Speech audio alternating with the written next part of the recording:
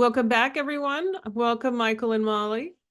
Um, so Molly, why don't we dig into kind of how maybe you could layer? I mean, every student has a high school counselor, or if unless they're homeschooled. So if they want to hire us or somebody else, like how do they layer both? How do they take good advantage of both? And then Michael, I'll follow up, have you comment on that too. Yeah, and I think Michael touched on this briefly in the first segment. First, going to your high school counselor and getting a sense of what they will be helping you with and when. Hmm. Typical responsibilities there would be helping you with your college list, maybe before then, even guiding you around SAT or ACT testing timeline. Um, and your counselor will be able to look at historically outcomes based on the high school, right? A lot of counselors will use some data software. We use Naviance, many schools use that or something similar, where they're Hmm. tracking the outcomes. So often students can access that to get a sense of how have students in my own high school, how have they fared, at my Hmm. list of schools? Where does this put me in those applicant pools? So I feel like that's a nice place to start. And also, you're going to want to leverage your relationship with them. That high school counselor will be writing you a letter Hmm. in all of your college applications. So it's important to maybe even or before you're beginning your application process, touch base with them, get to know them a little bit, put in some effort.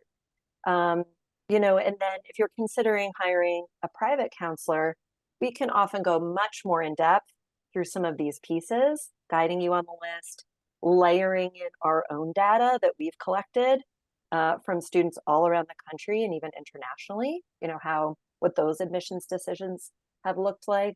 And then we obviously are tapping our own expertise and that of our colleagues to better inform likelihood of admission and really Hmm. build those lists. And then, of course, through the application support, the writing process and strategy and all of those very important pieces, we can go much more in depth than Hmm. often any school counselor, really can do with the writing support.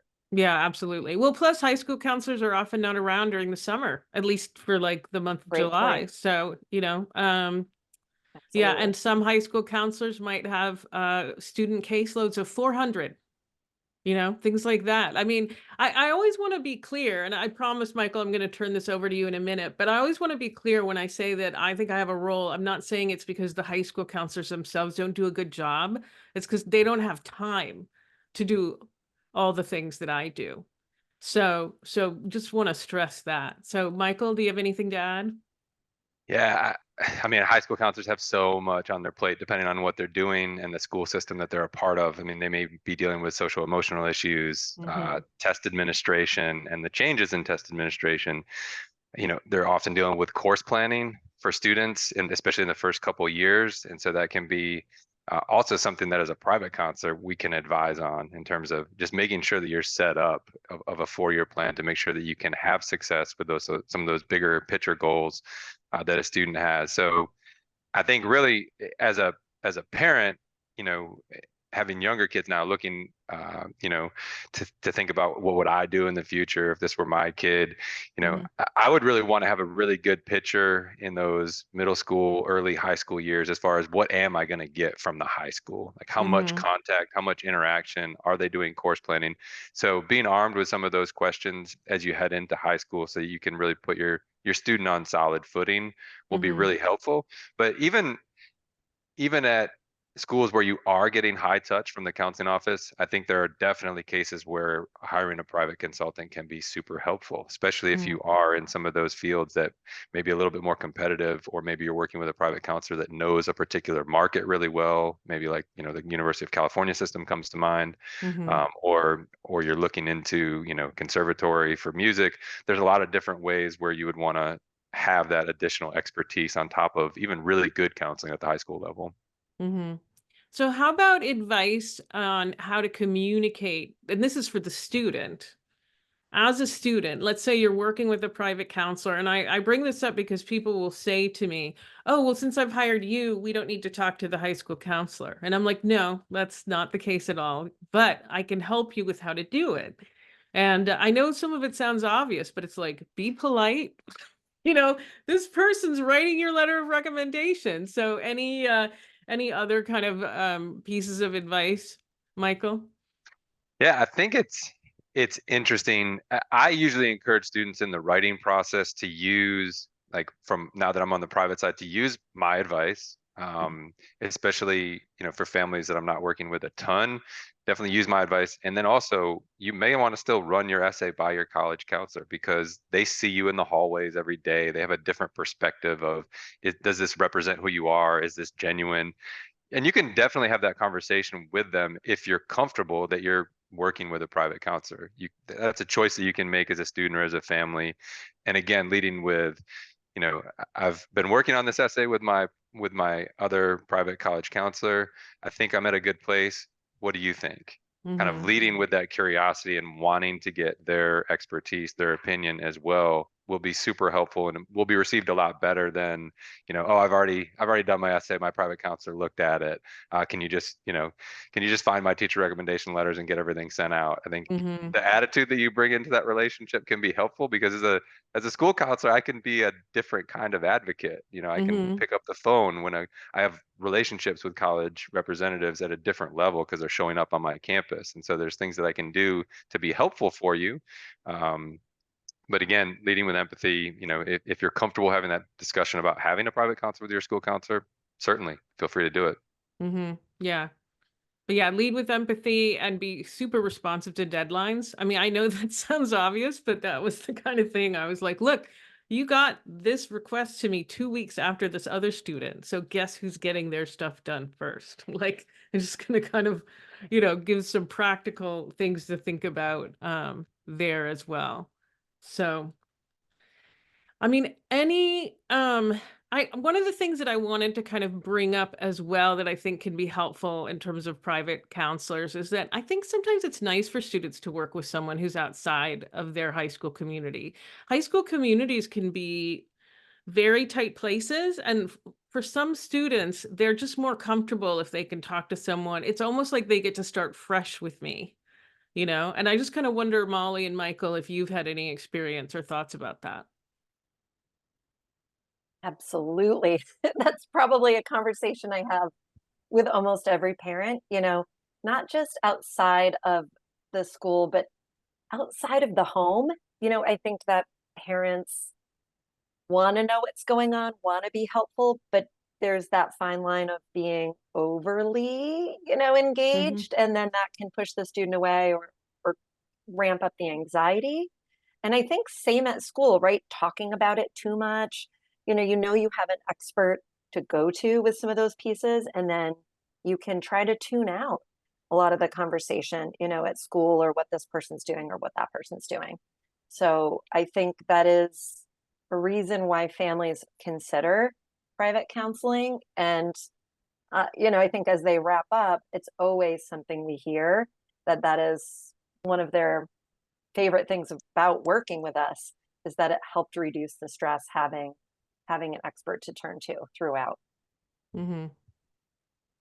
Yeah, and I think, quite honestly, one of the biggest benefits of having a private counselor, I think, if you ask parents, and Molly maybe can back me up on this, is that it kind of takes it off the parents' plate. They know it's being worked on. They know they've hired an expert that's actually going to be, fully responsive and work with their student. And so they know that their student has someone that they can turn to. It's something that's off their plate. They don't need to keep nagging the student about. And also, our job as private counselors is certainly to keep the parents updated along the way. So yes, there is Hmm. progress happening. So you don't have to ask those questions. We can facilitate the fact that things are, moving along in the right progression, and that the student is on their way, hopefully, if they're following instructions, which sometimes can be a challenge. But I think that's one of the bigger benefits from a parental standpoint. Hmm. Yeah, absolutely. I feel like I can also sometimes add, well, let me just put it this way. My work with the parents can be as important as my work with the student. Like sometimes you work with students and parents and they've had particular expectations from the beginning. And unfortunately, who the parent thinks the student is in terms of the college they're going to go to is just not who that student is. And so what I've found is that sometimes I can kind of be a go-between and take some pressure off of both sides. So I just wanted to kind of throw that in as well. Like, in terms of making things easier on the parent. It helps keep peace in the household. You know what I mean? So, but kind of one more thing I wanted to talk about as well is, and maybe Molly, you can address this, but Michael, talk about it. We've kind of addressed it a little bit already, but let's dig into more. Who should you be hiring and who should you not be hiring? Like, we've talked about some things. Do they have a particular expertise? But Molly, I really want you to talk about, and you can brag on Bright Horizons College Coach, like what sets us apart. Not that there aren't other, other kind of outfits that aren't similarly strong, but like, what should you absolutely be looking for? Because there, like, as you said, there is no regulation. There are some straight up bad actors out there, but much more commonly, there's just people who think they know more than they know. So what are ways to make sure that you're getting someone who's well qualified and also who's a good match for your student? Yeah, I think you have to do your homework. You do have to dig deeper, set up, not just look at websites, set up calls, really ask those questions. We have great resources on our website with like Hmm. questionnaires you can ask, whether it's to us or other companies. Number one is experience. It's the reason I came to College Coach as a Hmm. former admissions officer myself. I really feel strongly, and I know we all do, is that you have to be working with someone who has been on the other side of the desk, Hmm. has made decisions, been in those conversations, understand how curriculum, extracurriculars, testing plays a role, you know. So I think that's first and foremost, the experience. And then do you have the choice? If it's a larger company like ours, where we have multiple consultants and folks doing this work, do you have that choice of who you're working with? Is it going to be a good fit for your child? Um, those few things. And then the counseling approach, does that align with what your students' needs are, what your expectations are? And then lastly, outcomes. You know, tell me about your outcomes.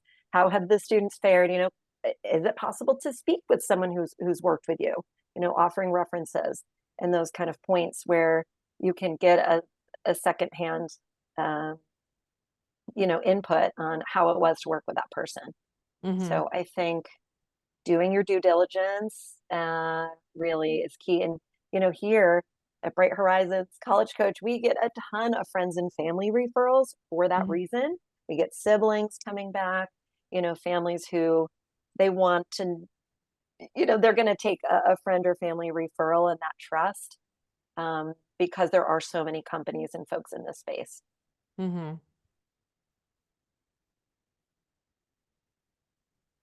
Yeah, Go and ahead. I think, families that if you hear a counselor talking about process first and outcomes secondarily, I think that's really important.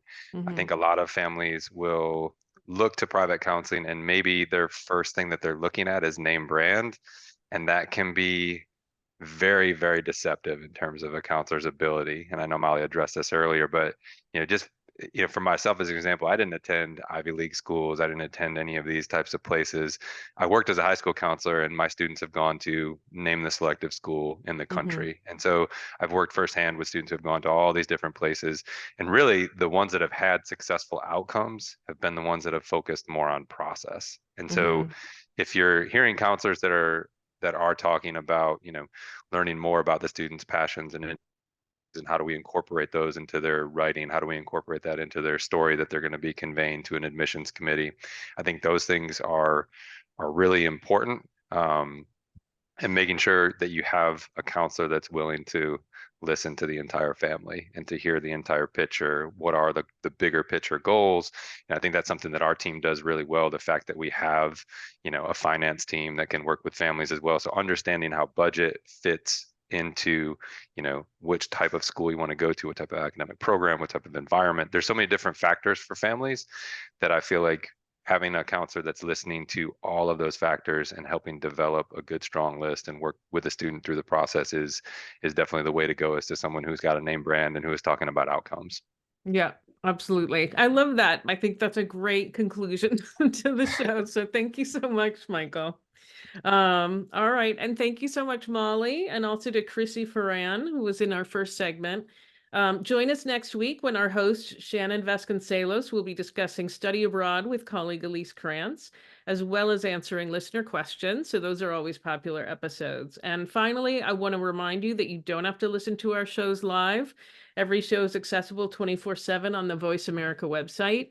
And you can also download every show for free on Amazon Music or iTunes.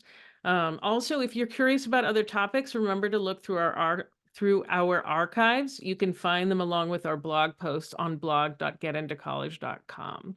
So check it out, and thanks so much.